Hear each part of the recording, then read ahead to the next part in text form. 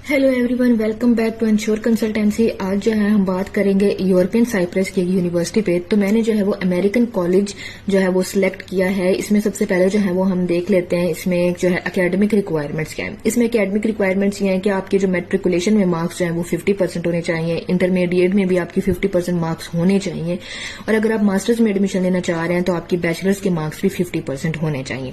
यानी कि आप वहां लो मार्क्स के साथ भी स्टडी के लिए जा सकते हैं, हाईएस्ट मार्क्स की आपको जरूरत नहीं है।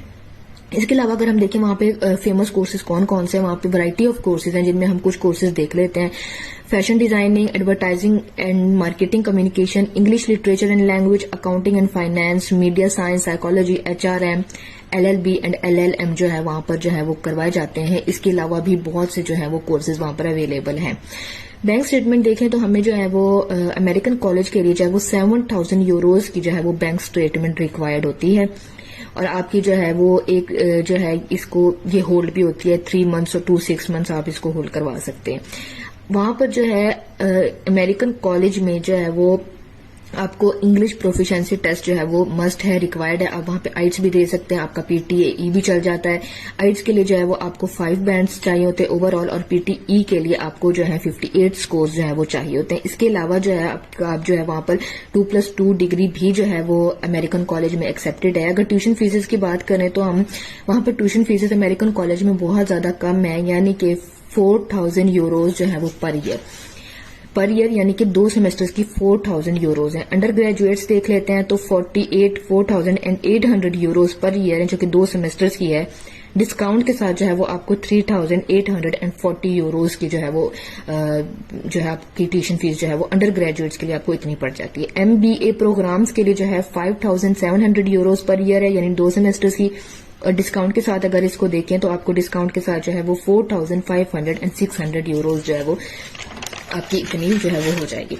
इसके अलावा वहां पे लिविंग कॉस्ट ऑफ लिविंग क्या है, वहां पे रहने की कॉस्ट, एकोमोडेशन और फूड की जो वहां पे आपको कॉस्ट पड़ती है वो पड़ती है 4,000 यूरोज से आपको 4,800 यूरोज के पड़ जाती है for the academic year.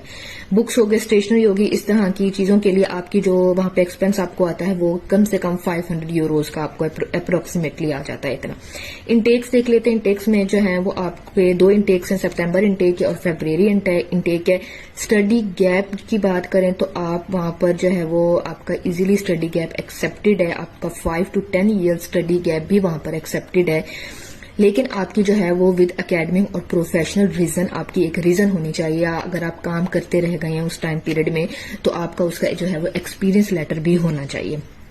Documents देखें तो आपको वहां पे कौन कौन से डॉक्यूमेंट्स रिक्वायर्ड है। आपको जो है वो पासपोर्ट कॉपी रिक्वायर्ड है, academic degrees and transcript required है, यानी अगर आप बैचलर्स में एडमिशन ले रहे हैं तो आपको मैट्रिक और इंटर की डिग्री चाहिए। लेकिन अगर आप कॉलेज इंटर के लिए जा रहे हैं तो आपको मैट्रिकुलेशन की डिग्री और ट्रांसक्रिप्ट चाहिए, और अगर आप मास्टर्स के लिए जा रहे हैं तो आपको मैट्रिकुलेशन, इंटरमीडिएट और बैचलर्स की जो है वो आपको डिग्री और ट्रांसक्रिप्ट चाहिए।